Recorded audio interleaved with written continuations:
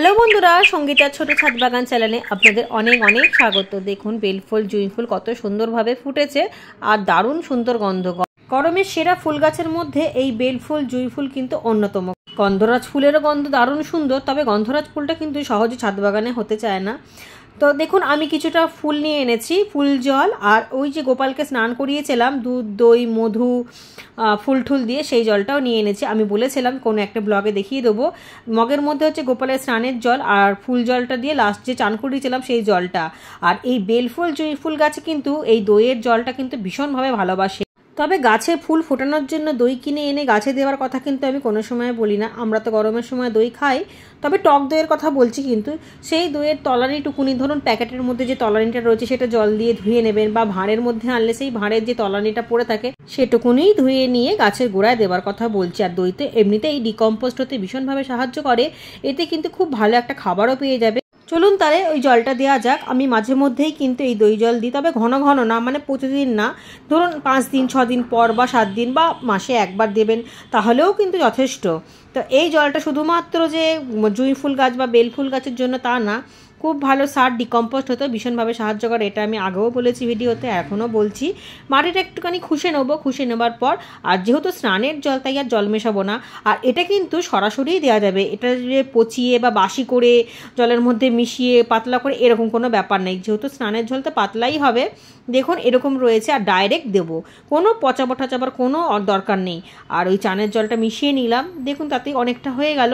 অল্প অল্প করে খাবার দেবার মানে এই না যে অনেক অনেক দিতে হবে, অল্প অল্প সামান্যই দিতে হবে। এমনভাবে দেবো যাতে তলা দিয়ে বেরিয়ে না যায়, খাবারটা যাতে নষ্ট না হয়, এইভাবেই দিয়ে দিই। আর এইভাবেই আমার গাছে কিন্তু প্রচুর পরিমাণে ফুল আসে, আর ফুল হতেই থাকে। এ না যে একবার দুবার হয়ে ফুলটা আসা বন্ধ হয়ে গেল, বা একবারই ভালো ফুল পেলাম তারপর আর ফুল এলো না।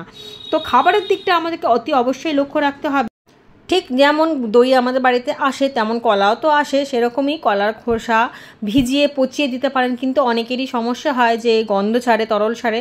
তো তারা সোজাসুজি এই যে কলার খোসাগুলো আছে এরকম কাঁচি দিয়ে কেটে ছোটো ছোটো করে নেবেন, তারপরে মাটির মধ্যে মিশিয়ে দেবেন।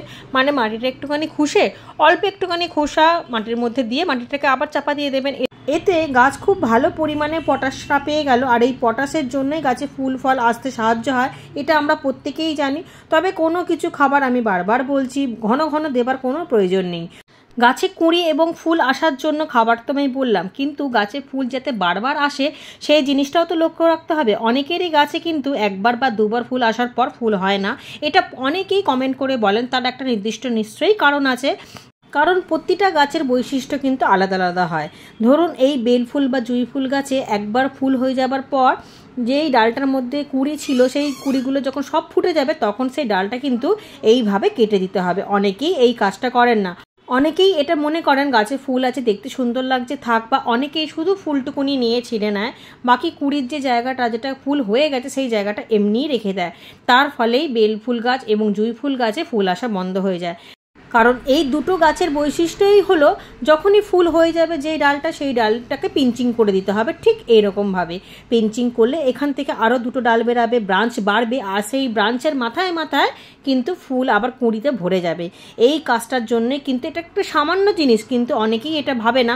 অনেকেই গাছে ফুলগুলোকে রেখে দেয় সুন্দর গন্ধের জন্য। হ্যাঁ ঠিকই কথা, গাছে ফুল থাকলে দেখতে সুন্দর লাগবে, কিন্তু যেহেতু আমরা সীমিত গাছ করি, আমাদের কাছে অনেক গাছ নেই, সুতরাং একটা দুটো গাছের মধ্যে যদি এরকম করে ফুল আসা বন্ধ হয়ে যায় তখনই তো মনটা খারাপ হয়ে যায়। অনেকের বাগানে অনেক অনেক গাছ থাকে, যেমন অনেক জায়গায় ঘুরতে বেরিয়ে আমরা দেখি অনেক অনেক গাছ আছে, সেখানে একটা দুটো গাছে ফুল না এলেও আমরা বুঝতে পারি না। কিন্তু যেহেতু আমরা অল্প অল্প গাছ করি, সেখানে যদি গাছ ভরা ফুল না থাকে তখন কেমন লাগে। দ্বিতীয় ভুলটা দেখুন, গাছের মাটি সব সময় একটুখানি ভেজা ভেজা থাকতে হবে। দেখুন না অতিরিক্ত ভেজা মানে কাদা কাদা, আর না খুব শুকনো। এই গাছ কিন্তু ময়েশ্চার মাটি ভালোবাসে, যার মধ্যে জল জমে থাকবে না অথচ মাটিটা সব সময় ভেজা ভেজা থাকবে। জলের দিকটা লক্ষ্য রাখতে হবে। আপনি সকালে দিয়েছেন বলে আর সারাদিন দেবেন না, বা বিকালে দিয়েছেন বলে সকালবেলা দেবেন না। এটা আপনাকে দেখতে হবে যে ফুল গাছ মানেই কিন্তু ভীষণ কোমল, ভীষণ সূক্ষ্ম আর ভীষণ আতসী বলা যেতে পারে। সুতরাং ফুল গাছ কিন্তু এইসব একদমই সহ্য করবে না। আর যারা নতুন বাগানি আছেন অন্তত আপনারা চেষ্টা করবেন এরকম মাটির জায়গাতে করা, মানে মাটির টবেতে করার। কারণ মাটির টবে করলে জলের খামতিটা একটু হলেও সেই মাটির টবটা গুছিয়ে নিতে পারবে, সে মানিয়ে নিতে পারবে।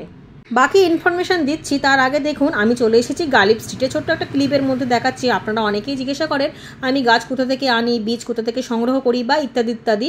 তো শ্যামবাজার গালিব স্ট্রিট চারমাথার মোড়ে বলবেন পোলের হাট বা শখের হাট, সেখান থেকে 4টে মোড় পড়বে। 4টে মোড়ের মধ্যে একটা চলে যাবে হচ্ছে বিটি রোড, একটা শ্যামবাজার, একটা পোলের হাট, আর একটা হচ্ছে বাগবাজারের দিকে। তো ঠিক মাঝামাঝি পড়ে। এখানে সমস্ত কিছু পেয়ে যাবেন, পশু পাখি, মাছ, খরগোশ, গিনিপিগ, পায়রা, বিভিন্ন প্রজাতির কুকুর, বিভিন্ন প্রজাতির বিড়াল এবং তাদের খাঁচা, খাবার, সমস্ত কিছু। দেখুন নানান জাতের কুকুর আছে, নানান জাতের বিড়াল আছে, খরগোশ আছে, গিনিপিগ আছে, পায়রা আছে, মাছ আছে এবং তাদেরকে নিয়ে যাবার ব্যবস্থাও রয়েছে। বা এদেরকে দেখাশোনা করার জন্য কোনো ডক্টর যদি আপনারা নিতে চান তো এখান থেকে সেই ডক্টরের সাথে যোগাযোগও ওরা করিয়ে দেবে। শুধুমাত্র রবিবার করেই এই হাটটা বসে, আর এত বড় বিশাল হাটটা যে ঘুরে আপনি শেষ করতে পারবেন না। কোথা থেকে কোথায় টাইমটা চলে যাবে আপনি ভাবতেই পারবেন না। 1 ঘন্টা আসার কথা ভাবনা চিন্তা করে দেখবেন 3-4 ঘন্টা কেটে যাচ্ছে, তবুও মানে দেখে মন জোড়াবে না, এতটাই সুন্দর।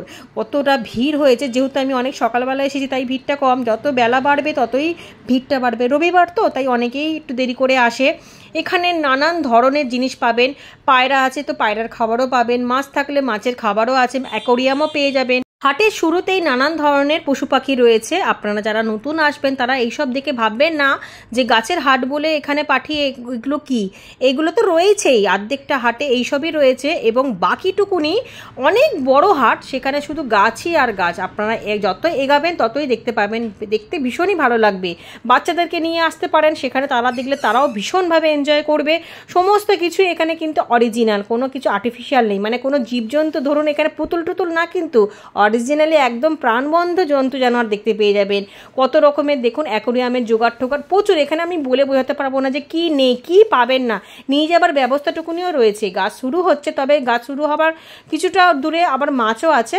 মাছের পরে যে গাছ শুরু হয়ে যাবে তারপর শুধু গাছই আজ, গাছের খাবার, গাছের ওষুধ, গাছের পট, নানান ধরনের পট। তো আর এই সময় হাটে কিন্তু গরমের গাছ একেবারে ভর্তি। আপনারা যারা নতুন গাছ বা নতুন বাগান করতে চান তারা এরকম জায়গায় আসবেন যেখানে প্রচুর কালেকশন পাবেন। একটা দুটো গাছ না, হাজারো হাজারো গাছ রয়েছে। সেখানে আপনারা দেখে বুঝে গাছ কিনতে পারবেন যে কোন গাছটা ভালো হবে, আপনারা দেখলেই বুঝতে পেরে যাবেন। এই গালিব স্ট্রিটটা কিন্তু শুধুমাত্র কলকাতার সবথেকে বড় হাট না, পশ্চিমবঙ্গেরও সবথেকে বড় হাট। আপনারা অনেক সময় আমাকে জিজ্ঞাসা করেন আমি কোথা থেকে গাছের জিনিস আনি, তো আমি বেশিরভাগ গাছের জিনিস বা গাছ এখান থেকে নিই। কারণ কি আমি দেখে বুঝে নিতে পারি কোন গাছটা ভালো, কোন গাছটা ভালো না, বা কোন কোয়ালিটির গাছ আছে, বা চারা থেকে গাছ তুলে এনে দিল কিনা, বা নকল বা আসল, এরকম সমস্ত কিছু আমি বুঝে নিতে পারি। আমি দেখে যাচাই করতে পারবো, এমন জায়গা থেকেই তো আমি নেবো। কারণ আমরা একটা দুটো গাছ করব, সেখানে যদি গাছটাকে আমাদেরকে ঠকিয়ে দেওয়া হয়, আর এমনকি এখান থেকেই পাইকারি যারা ভ্যানওয়ালারা আসে, বিভিন্ন জায়গায় যে ভ্যানে করে করে গাছ নিয়ে বসে, তারা কিন্তু এখান থেকেই নিয়ে যায়, নিয়ে গিয়েই কিন্তু বেচে। সুতরাং এখান থেকেই গাছ নেওয়াটা আমার পক্ষে বেশি ভালো হয়। এমনকি হাটে এলে আপনারা দেখতে পাবেন ছোট হাতি ভরে ভরে কিন্তু গাছ নিয়ে যাওয়া হয় বিক্রির জন্য। শুধু যে গাছ বিক্রি হয় তা না, গাছের বিভিন্ন ধরনের খাবারও বিক্রি হয়, সে রাসায়নিক হোক বা কেমিক্যাল সার হোক। বিভিন্ন ধরনের পট, প্লাস্টিকের নানান ডিজাইনের, নানান ধরনের স্প্রে ট্রে, সমস্ত কিছু পেয়ে যাবেন। এমনকি নিয়ে যাবার জন্য আপনারা ভ্যান ভাড়া করেও নিতেও পারেন। ভ্যানওয়ালারা সামনাসামনিই থাকে, তাদেরকে বললে ঠিকানা যথাযথ পৌঁছেও দেবে। আমি এখানে দেখুন অনেক কিছু দেখে বুঝে নিই, যেমন কিছু হাড়ের গুঁড়ো বা শিংকুচি অনেক রকমের দামের আছে, অনেক রকম কোয়ালিটির আছে, আপনি দেখে বুঝে নিতে পারবেন, তাদের থেকে সাজেশান নিতে পারবেন। তবে আপনাকে কিন্তু বুঝে নিতে হবে।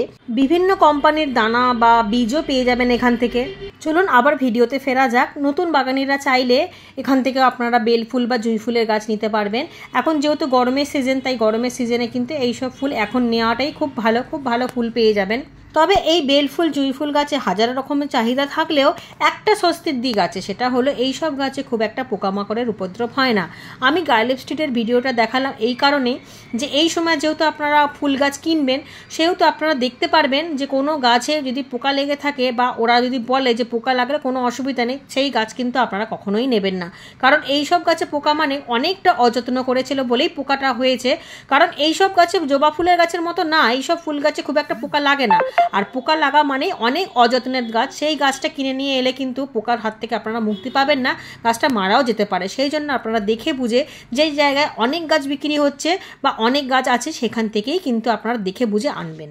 এই গাছ নির্বাচন করাটাই হচ্ছে সবথেকে গুরুত্বপূর্ণ একটা বিষয়। গাছের পাতায় কোনো রকম কোনো কালো স্পট যেন দেখতে না পান, সেরকম গাছ নেবেন। এমন গাছ নেবেন যার অনেক ব্রাঞ্চ থাকে আর হেলদি থাকে। এবার চলুন মাটির দিকটা একটু দেখে নেওয়া যাক। টেবিলে অনেক কিছু গাছের সরঞ্জাম এনেছি, তার মধ্যে দুটো লাউও পেরেছি, বাসি ভাত ঠাত, কলার খোসা, কিছু বীজ রোপণ করব। যারা রাসায়নিকভাবে গাছ করতে পারেন তারা তো জানেন যে কিভাবে গাছ করতে হবে বা গাছের মাটি কিভাবে তৈরি করতে হবে। আর যারা আমার মতো সম্পূর্ণ জৈব পদ্ধতিতে গাছ করেন তারা দেখে নিতে পারেন। দেখুন এই ড্রামটার মধ্যে আমি সবজির খোসা, ফলের খোসা, চা পাতা, ডিমের খোসা টোসা দিয়ে জৈব সার করতে দিয়েছিলাম প্রায় 1 মাস আগে। 1 মাস পর সম্পূর্ণ জৈব সার একেবারেই রেডি হয়ে গেছে।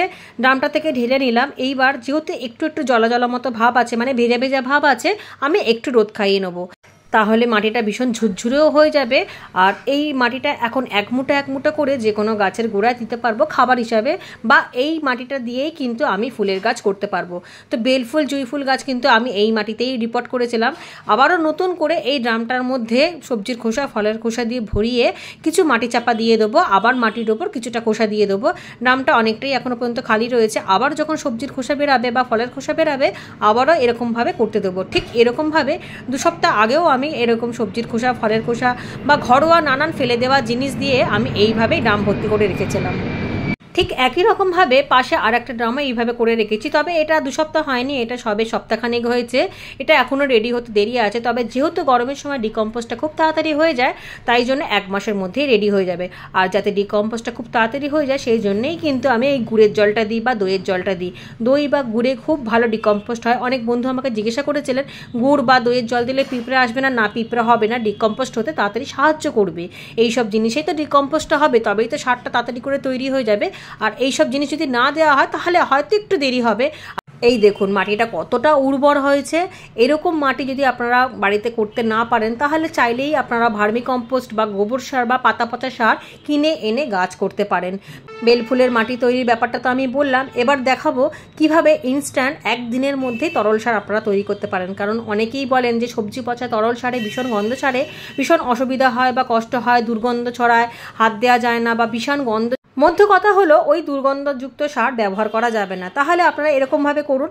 এর মধ্যে দেখুন 1 দিনের চাল ধোয়া জল আর ফ্যান একসাথে নেওয়া ছিল। এর মধ্যেই কিন্তু আমি বাসি পুরনো দই বা এর মধ্যে গুড় দেওয়া যেতে পারে। যেহেতু দইটা এই মুহূর্তে নেই তাই আমি ওই বাসি পুরনো ভেঙে ফোটা গুড়টাই দিয়ে দিলাম। সঙ্গে সঙ্গে তৈরি হয়ে গেল কিন্তু খুব ভালো তরল সার।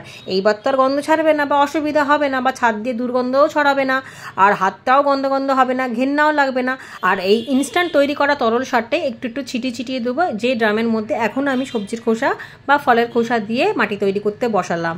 এরকমভাবে ড্রামের মুখটা বন্ধ করে দেবো আর মাঝে মাঝেই এই জলটা ছেটা দেবো। চলুন এবার তাহলে বেলফুল বা জুঁইফুল গাছে সলিড খাবারটাও তৈরি করে নেওয়া যাক। যেহেতু ঘরোয়া উপায়তেই আমি গাছে ফুল আনবো, কোনো কেমিক্যাল বা রাসায়নিক ব্যবহার করব না, তাই জন্য নিয়েছি দেখুন 2 মুঠো পরিমাণের নিমখোল, 1 মুঠো চকের গুঁড়ো, যে চক দিয়ে বাচ্চারা সিলেটে লেখে সেই চকের গুঁড়ো, না থাকলে ডিমের খোসাও দিতে পারেন বা হাড়ের গুঁড়োও দিতে পারেন, আর সামান্য একটু চুন। তারপর নিয়েছি 3 দিনের বাসি ভাত। টাটকা ভাত নিইনি, টাটকা ভাত দিলে তাড়াতাড়ি ভাতটা গলে না, আর বাসি ভাতে খাবারটা খুব ভালো পেয়ে যায় গাছ। সেই জন্য 3 দিন ধরে ভাতটাকে পচিয়েছি মানে কি এক সাইডে রেখে দিয়েছি, রাখলেই তো এই গরমে পচে যাবে। সেই ভাতটা একসাথে নিয়ে ওই তরল সারটা দিয়েই মেখে পাতলা করে নেবো। তবে খুব বেশি পাতলা করব না, যাতে দেবার সময় নিচে পড়বে, মোটামুটি একটু ঢিলে ঢিলে করে নেবো। তারপর ওই যে বেলফুল বা জুঁইফুল গাছের মাটিটাকে একটুখানি খুশে নেবো। সাইড দিয়ে খোঁচাকুচি করবেন, মধ্যখান দিয়ে খোঁচাকুচি করলে শিকড় ছিঁড়ে যাওয়ার সম্ভাবনা থাকে। সেই জন্য যা কাজ করবেন ধীরে সুস্থে করবেন, কোনো তাড়া নেই বা কোনো চটজলদি কোনো কিছু নেই। তাড়াহুড়ো কিসের জন্য করবেন? খাবার দিলেই কি সঙ্গে সঙ্গে ফুল করে চলে আসবে? খাবারটা বসার জন্য তো একটু টাইম লাগবে, তাই তাড়াতাড়ি করবেন না বা হুড়োহুড়ি করে গাছের ডালমাল ভেঙে দেবেন না। সাবধানে কাজ করবেন, ভীষণ সূক্ষ্মভাবে করবেন। দেখুন আমি সাইড দিয়ে একটুখানি খুঁচিয়ে খাবারটা টপ অনুযায়ী বা টপের মাপ অনুযায়ী, গাছ অনুযায়ী অল্প পরিমাণে নিয়ে আবারও মাটি চাপা দিয়ে জল দিয়ে দেবেন, ব্যাস তাহলেই হবে। তবে গাছের টপটা আপনাকে নির্বাচন করতে হবে। গাছ বাড়ার সাথে সাথে আপনাকে লক্ষ্য রাখতে হবে রিপোর্ট করাটা। অনেক সময় গাছে রুট বাউন্ড হয়ে গেলেও কিন্তু ফুল আসতে চায় না, কারণ শিকড়ে ভরে গেলে খাবারটা তো তখন নিতে পারে না, জলটাও নিতে পারে না, তার ফলে কিন্তু ফুল ফল আসে না বা কুড়ি আসে না। এটা কিন্তু আপনাদেরকে লক্ষ্য রাখতে হবে। শুধুমাত্র ওপরে খাবার দিলেই যে গাছে ফুল ফল ধরবে তেমন কোনো ব্যাপার নেই, নিচেও তো দেখতে হবে যে ঠিকঠাক করে শেকড়টা ছড়াতে পারছি কিনা, ঠিক এরকমভাবেই 15 দিন পর পর সলিড খাবার দেবেন। আর প্রায় 4 দিন 5 দিন পর পর ওই রকমভাবে যদি সবজি পচা জল দিতে পারেন তাহলে খুব ভালো কথা। আর সবজি পচা জল দিতে না পারলে ইনস্ট্যান্ট তৈরি করা তরল সারটা দিতে পারেন। এতে কিন্তু গাছে প্রচুর পরিমাণে ফুল আসতে বাধ্য, আসবেই আসবে। আর ওই যে বললাম মাথাগুলো কেটে কেটে দিতে হবে, মাথার ওই যে কুড়িগুলো যখন সব ফুটে যাবে তখন ওই ডালটা ভেঙে দিলে ব্রাঞ্চ আসবে, তার সাথে সাথে কিন্তু ফুলটাও আসবে। ফুল কেন আসবে না? অনেক সময় এই সব কারণেই কিন্তু ফুল আসে না, একবার দুবার এসেই সব থেকে শেষে গাছে ফুল না আসার সব থেকে গুরুত্বপূর্ণ একটা দিক হলো গাছে সঠিক রোদ না পাওয়া। অনেক সময় গাছে রুট বাউন্ডও হয় না, টবও ঠিক থাকে, মাটির টবেও করছেন, গাছে তরল সারও দিচ্ছেন, জৈব সারও দিচ্ছেন, মাটিতে খাবারও দিচ্ছেন, তা সত্ত্বেও ফুল আসে না। এই একটা কারণে আপনাকে দেখতে হবে রোদটা আসে কিনা, কারণ এগুলো হচ্ছে গ্রীষ্মকালের ফুল। গরমের সময় যে ফুলগুলো ফোটে সেখানে গরমের দরকার, রোদের দরকার। আর রোদ থেকে যে খাবারটা পাবে, যে ঊর্জাটা পাবে, সেটা কিন্তু ছায়াতে পাবেন না। আমি দাঁড়িয়ে রয়েছি দেখুন ঠিক বেলফুল গাছ, জুঁই ফুলের গাছে। রোদটাকে তো আমি ওইভাবে দেখাতে পারবো না, যেহেতু সূর্যের বরাবর ক্যামেরাটা ঠিকভাবে কাজ করে না, তাই ওড়নার মাধ্যমে আপনাদেরকে বোঝাচ্ছি যে ডাইরেক্ট কীভাবে সানলাইটটা পুরো গাছের মধ্যে পড়ছে। এমন জায়গায় আমাদেরকে রাখতে হবে যেখানে সোজাসুজি রোদটা অনেকক্ষণ পর্যন্ত বাগানে পড়ে বা ওই গাছের মধ্যে পড়ে, তাহলেই কিন্তু সম্পূর্ণ ওই রোদের ঊর্জাটা পেয়েই কিন্তু গাছে ফুল কুড়ি আসবে। দেখুন কতটা রোদ পড়ছে, আমি তো সূর্যকে ওইভাবে দেখাতে পারবো না, তাই জন্য আবারও বলছি এই ওড়নার মাধ্যমেই আপনাদেরকে দেখালাম যে এবার দেখুন গাছে ওড়নাটা সরালে কতটা রোদ আসে। বুঝতেই তো পারছেন রোদের তাপটা কতটা। আশা করি আপনাদেরকে বোঝাতে পেরেছি কোন কোন দিকটা আপনাদেরকে লক্ষ্য রাখতে হবে, তাহলে গাছে ফুলে ভরে যাবে। আর কোন কোন কারণে গাছে ফুল আসে না, একবার দুবার এসেই গাছে ফুল আসা বন্ধ হয়ে যায়। সবাই খুব ভালো থাকবেন, সুস্থ থাকবেন।